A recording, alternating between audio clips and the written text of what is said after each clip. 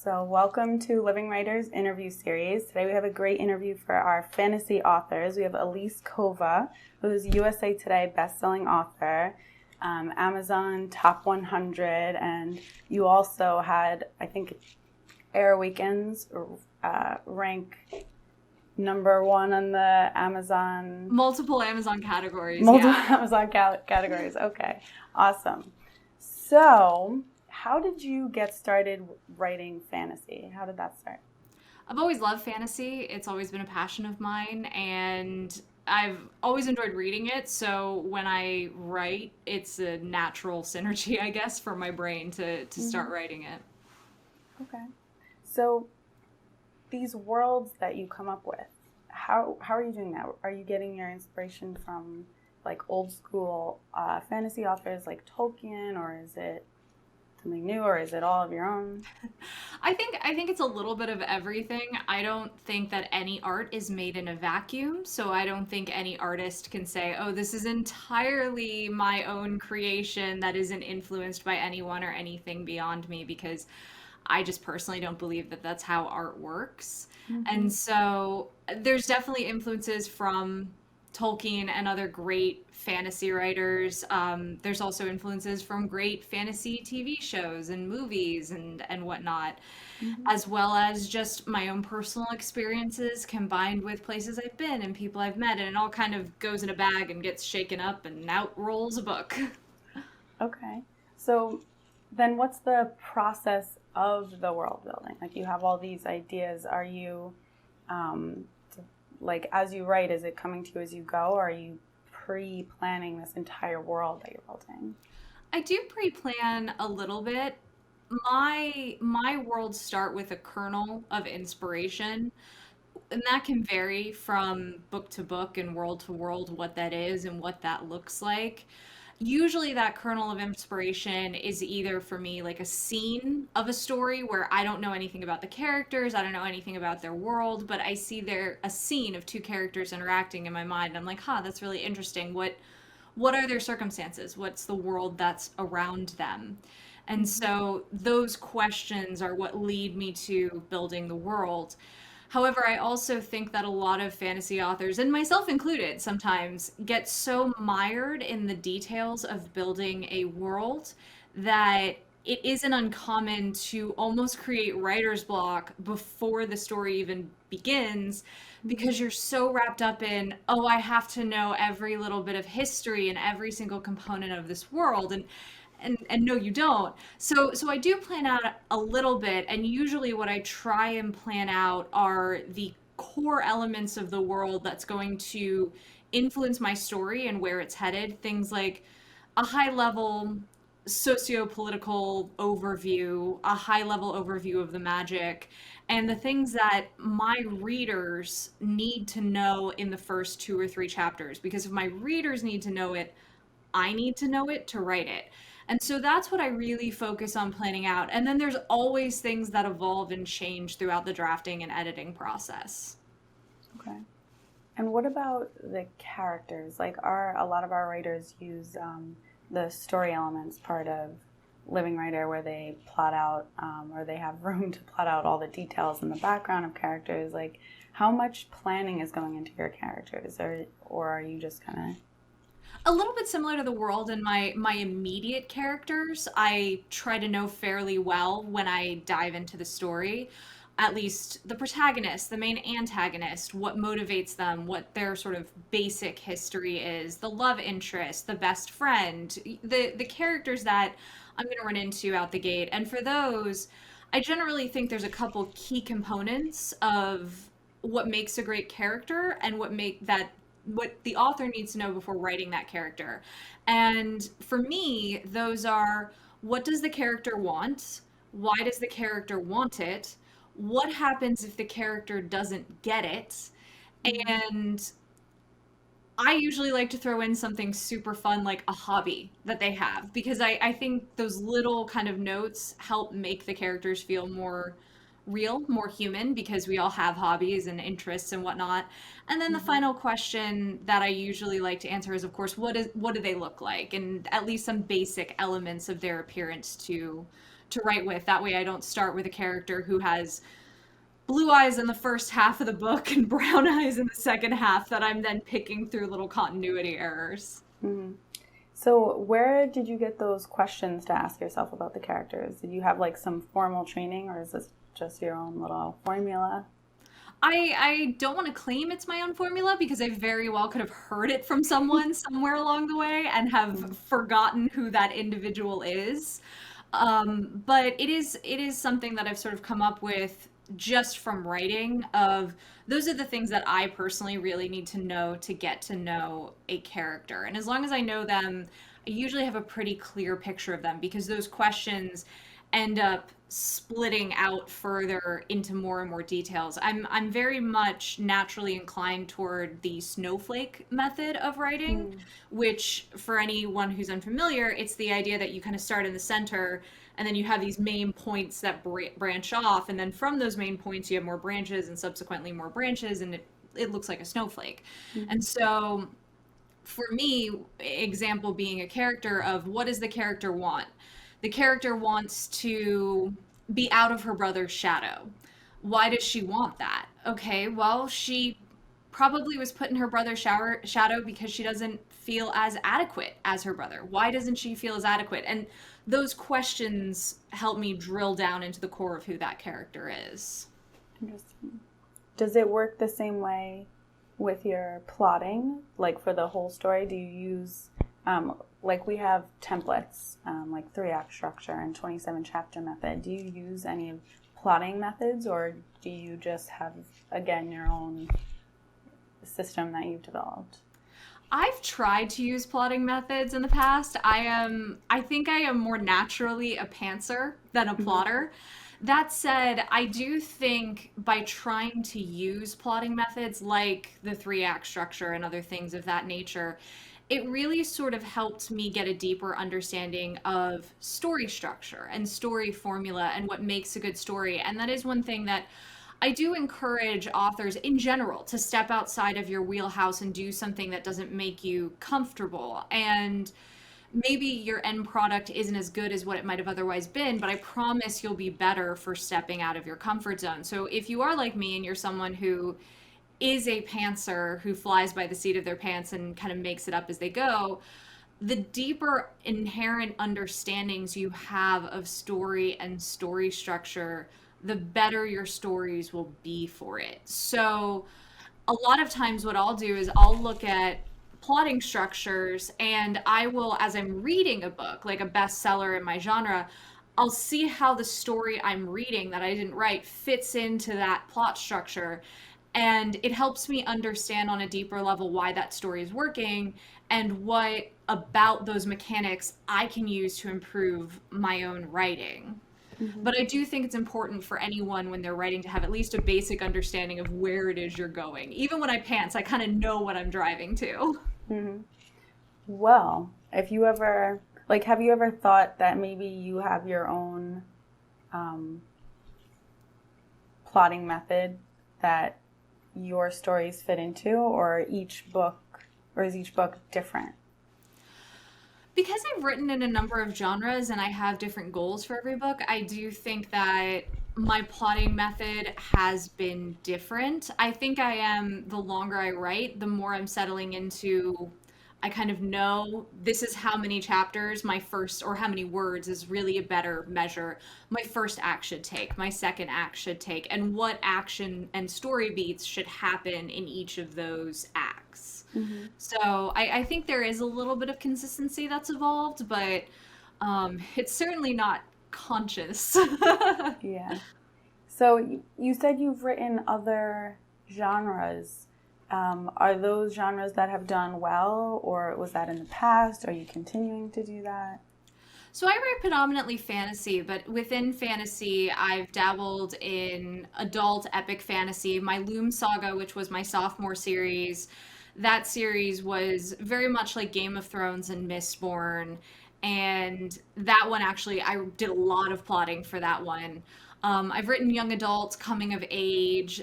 I've written some fantasy romance. I've written some paranormal romance and urban fantasy on the cusp. So all of my books have definitely magical elements and usually some kind of romantic element. But what ratio of those each of them are in is different. And I would say the biggest thing that surprised me about my switching genre a little bit is how little overlap there actually is between some of these subgenres within fantasy, because you think an overlap in readership, because you think, oh, it's all fantasy, these are all people who read the same type of books about magical people and places and whatnot. But in actuality, what a urban fantasy reader wants is incredibly different than what a paranormal romance reader wants, which is incredibly different from what a epic fantasy reader wants. And then even you have striations between them of, within example urban fantasy, what an urban fantasy shifter reader wants is very different than something else. So I think the most surprising thing that I've sort of picked up along the way, and my success and has been, or failures in some cases, has been tied to it, is really learning what the market wants from me and what my voice is best suited to, and kind of sticking to that wheelhouse. So, what have you found is your best genre, like the genre you have most success with?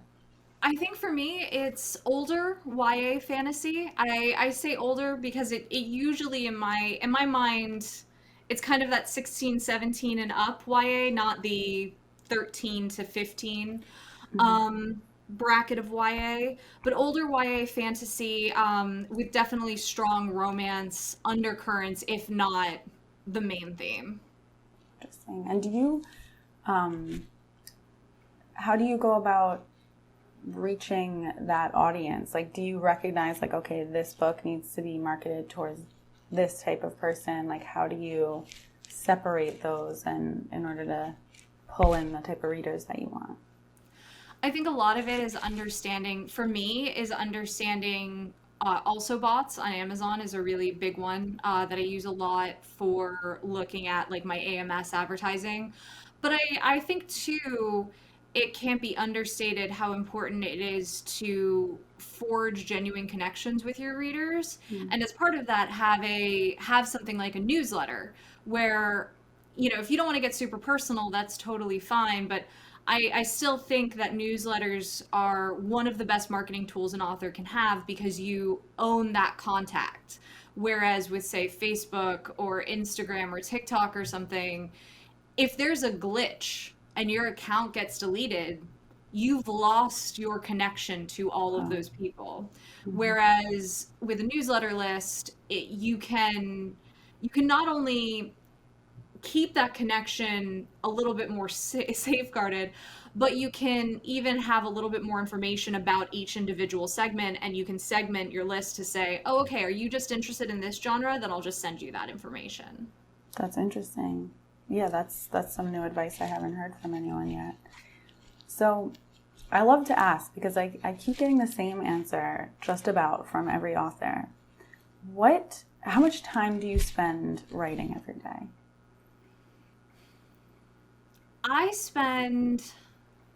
So when I'm actually drafting, not editing or something like that, I will spend on average, I would say probably between 2 to 4 hours a day on actively drafting. Sometimes I've been in crunch time and that has been 8 to 10 hours in a day. Wow. Sometimes I have been slacking and that has barely been 1 hour in a day. But I think my average usually, I would say, around three plus minus an hour. Okay. That's actually a little more than other authors say. Usually I get 2 hours out of people. But so do you keep track of like what your word count is in that time? Like, do you stop at a word count or do you stop at a time?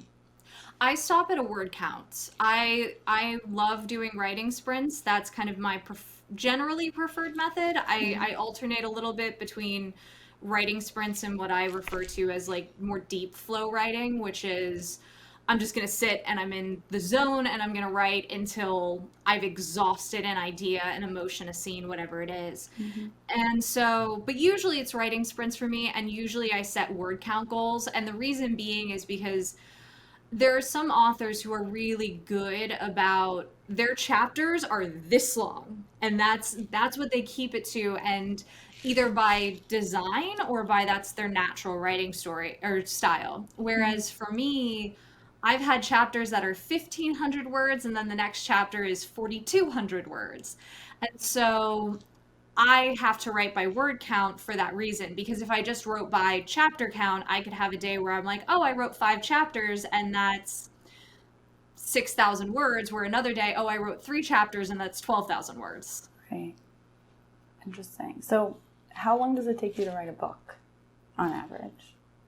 So just writing, so ignoring the planning stages beforehand and the editing stages after, just kind of that drafting period, it usually takes me about 6 to 8 weeks, maybe skewing upward 7 to 10 weeks at this point, to write about 100,000 word manuscript.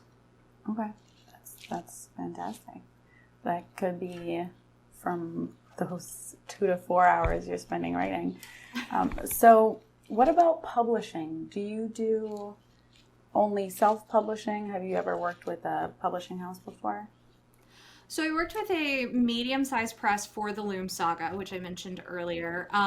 But that's been my only foray into the world of traditional publishing. That said, I am represented by an agent and agency. Mm-hmm. And so traditional publishing is something that I am very interested in.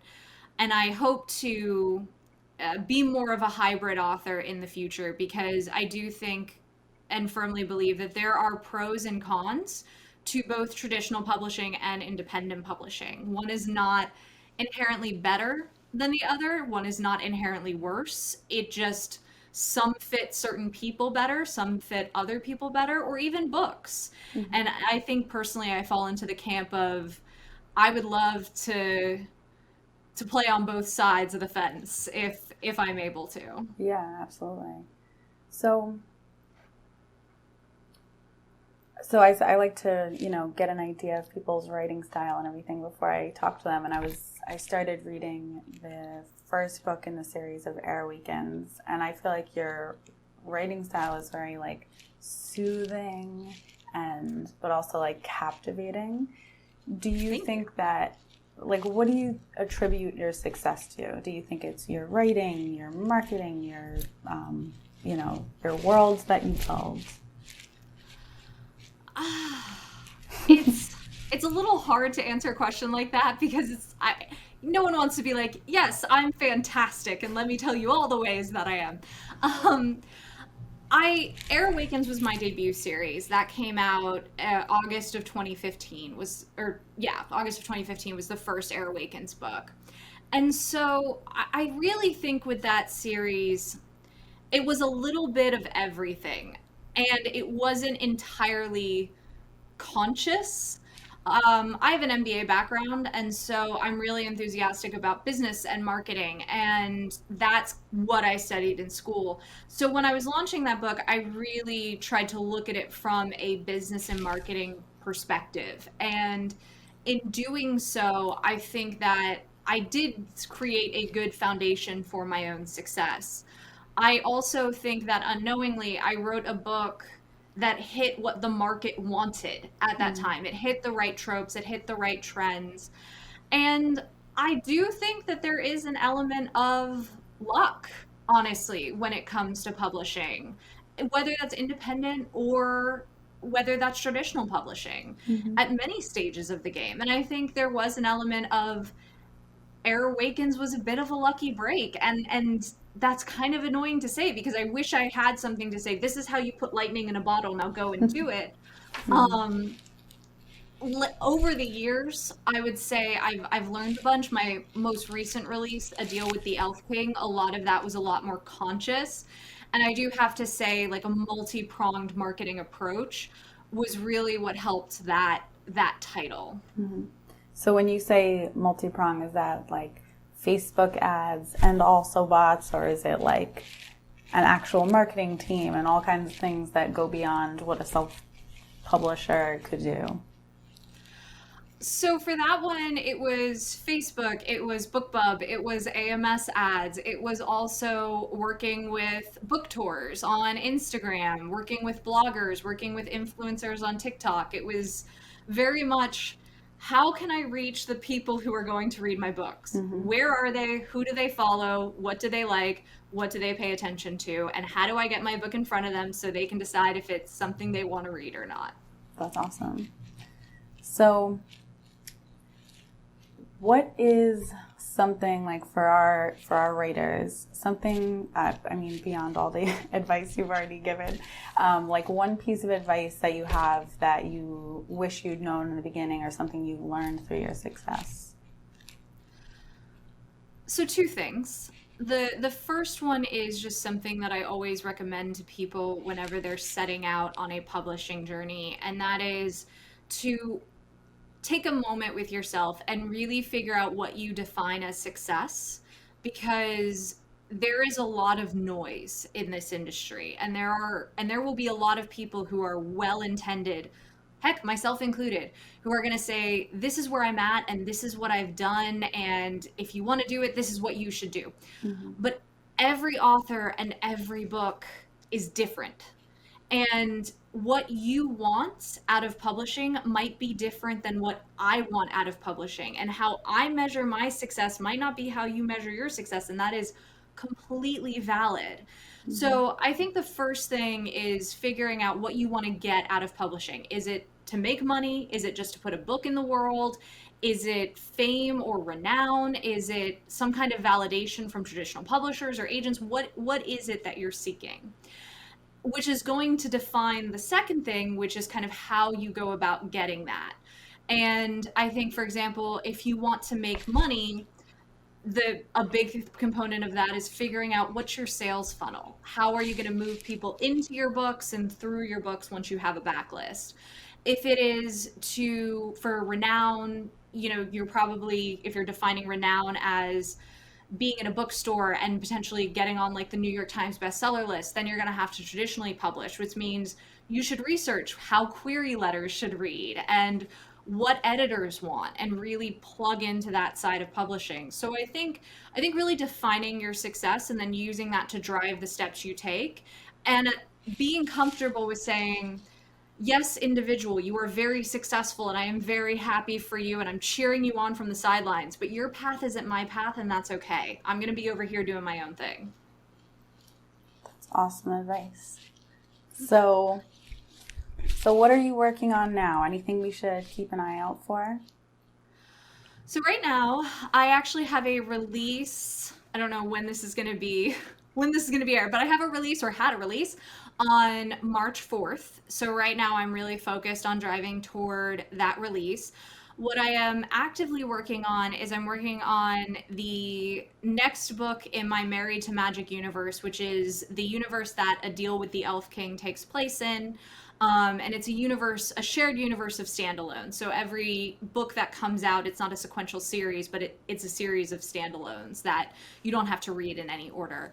And then after that, I will be working on the next book in my A Trial of Sorcerer series. And those will both be out sometime in the next 12 months. Don't know when yet. Awesome. Well, with all your hard work, I'm sure you'll be churning it out. Thank you. All right, Elise. Well, thank you so much for all of your words of wisdom, and thank you from all of our writers on LivingWriter, and we hope to talk to you again soon. Thank you so much for having me. Take care.